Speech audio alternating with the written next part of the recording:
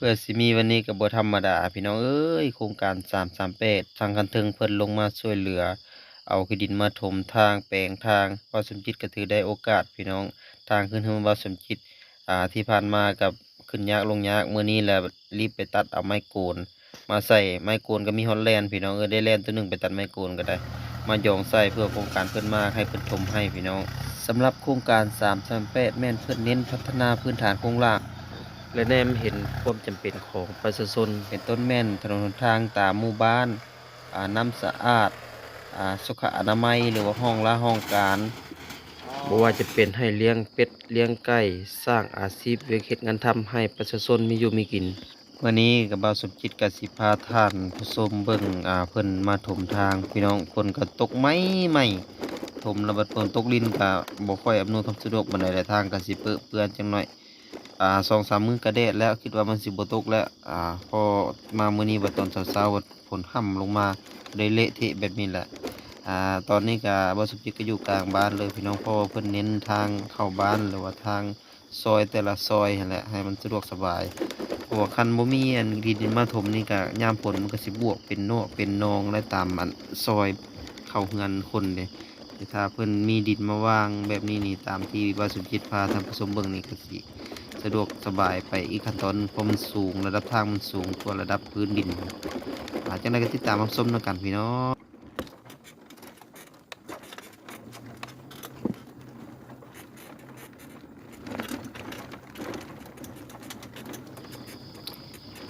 แถวนี้เพิ่นก็เอาทั้งหินแห่แล้วก็หินคันโลกโอเคมาวางใส่แล้วก็แท็กเตอร์มาถูหินคันโลกโอเคกระพงออกนอกเบิดพี่น้องดีไปอีกแบบอันนี้ก็เป็นทางซอยพี่น้องทางซอยเข้าเฮือนในบ้านเพิ่นเอามาฮอดสุดนี้จุดนี้ก็ถือว่าวิดแล้ว อันนี้ก็เป็นทางซอยอีกทางซอยหนึ่งซอยไกลสิเวเข้าวัดนี่ก็ถือว่าดีขึ้นแหละพี่น้องแต่ก่อนจะเป็นดินทรายเป็นสูกเป็นเฮวและดอนฮะรถแท็กเตอร์เพิ่นก็เตรียมท่ารอดันดินรถอันคนดินคนมาเทแล้วก็รถแท็กเตอร์ก็ดันเนาะพี่น้องเพราะเพิ่นก็แบ่งงานกันนั่นแหละรถแท็กเตอร์ก็รับในส่วนหนึ่งแล้วก็รถคนดินก็รับในส่วนหนึ่งเนาะพี่น้อง มื้อนี้ทางวิชาการทางโครงการ338ก็ลงมาติดตามนำได้พี่น้องเอ้ยเพิ่นก็อยากให้เงินที่เพิ่นออกงบประมาณให้ทางบ้านให้เกิดประโยชน์สูงสุดนั่นแหละยันเอาไปเฮ็ดไปตัวทิพย์และทางก็บ่ได้ก็บ่มาตรฐานเพิ่นก็ลงมากวดเองแล้วพี่น้องก็ดีใจนำทางเพิ่นลงมาติดตามนำเฮาจังได้ทางละเอียดดี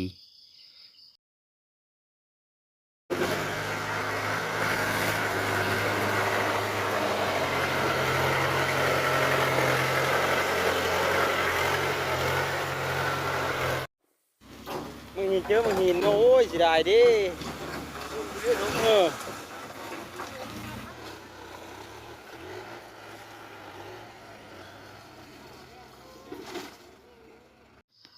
ทางดอนนี่ก็ยากสมควรพี่น้องนี่แหละสภาพทางที่ยังบ่ทันได้ถม มันก็สิเป็นหินกลึงกึ่งกลางน้ำเซาะเพราะว่าน้ำท่วมก็ไหลผ่ากลางบ้านเลย สภาพก็สิเป็นแบบนี้แหละอ่าทั้งคอยทั้งเงี่ยงอย่างโหพี่ตมเอเล่อยู่พี่น้องอ่าก็ถือว่ายังดีที่ทางโครงการเพิ่นก็ยังเห็นให้ความสำคัญกับความลำบากของประชาชนเพิ่นก็เลยมอบทุนให้ทางบ้านน้องพี่น้องเพื่อจ้างรถมาขนเอาดินมาถมทางให้นะจากนี้ต่อไปก็คือสิสะดวกสบายทางบ้านว่าสมจิตนะเป็นแต่ซากอันนี้ก็พอแล้วอีกพี่น้องมาส่งดินนะบัดรถก็ตายค่ะเอารถแท็กเตอร์แก่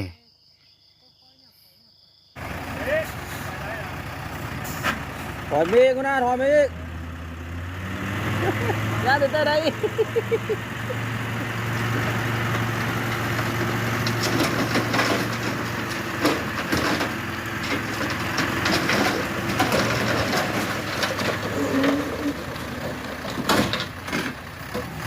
อ๋อนี่คือ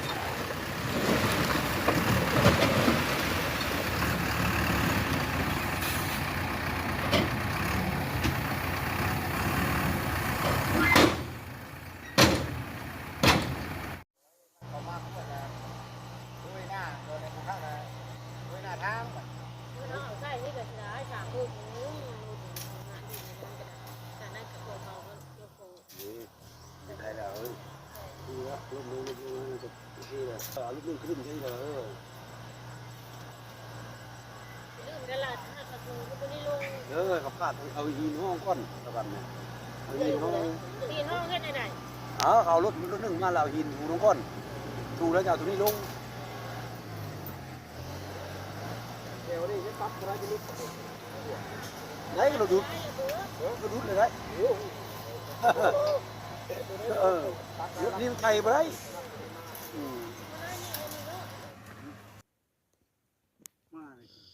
มาเบิ่งทีมงานที่สองพี่น้องเพราะว่าเพิ่นแบ่งออกเป็น2จุในการเฮ็ดเวียกทีมงานที่1เพิ่นกระถมทางที่ท่านผู้ชมเห็นแล้วพี่น้องทีมงานที่2ก็เพิ่นก็สิแบ่งทางซอกซอยขึ้นบ้านของประชาชนเนาะพี่น้องพอดีมื้อนี้ก็ได้โอกาสว่าสุจิก็ไปตัดไม้ปูนเพื่อมาเฮ็ดคลองอ่าเพราะว่าถ้าบ่มีคลองนี่ฝนตกมาแฮงมันสิไหลกายเลย มันจะเฮ็ดให้คลองตันทางขึ้นบ้านว่าสมจิตเลยหรือเฮือนว่าสมจิตเลยเฮ็ดให้ทางมันขึ้นยากลงยากมีหินครึ่งกลางนี่ก็เลยถือโอกาสให้เพิ่นไถให้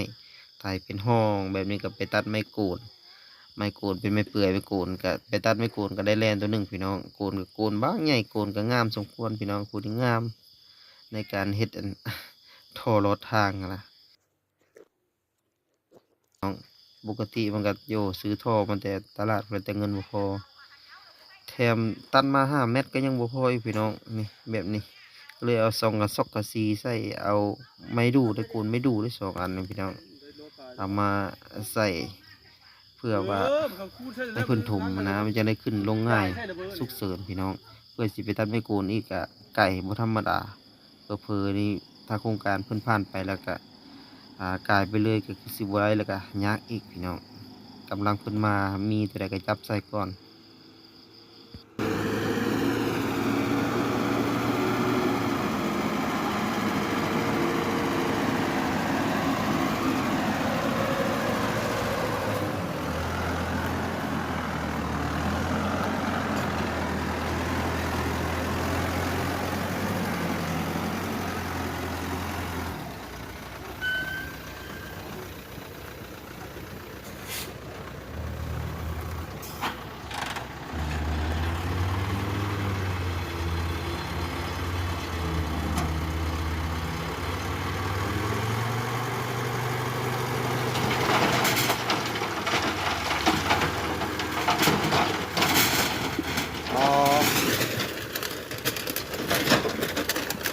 มีตัวน้อยบางทีรู้ป่ะนี่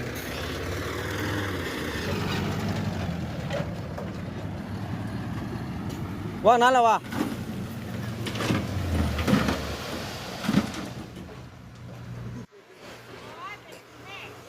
โอ้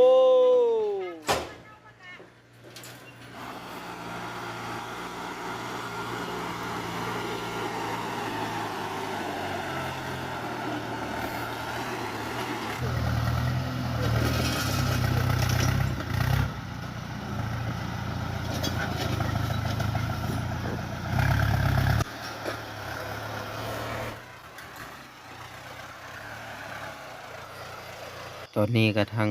ทีมงานรถแท็กเตอร์ก็กำลังถมขึ้นก็เริ่มงามเริ่มขึ้นสะดวกสบายเลยพี่น้องจากเมื่อก่อนนี่เป็นโค้นคลองตันทางขึ้นทางลงโอ้ยรถหุ่นใดตู้ขึ้นไปขึ้นจนตีนพี่กุกพวกเวลาพี่น้องบางเทื่อก็เป็นปากเซิกหรือว่ากันบางตมมันพี่น้องแตกรถบรรทุกก็แตก2 เทื่อแหละก็ย้อนขึ้นทางลงทางนั่นแหละซื้อมาใหม่ๆเอามื้อนี้โครงการเพิ่นมาช่วยสู้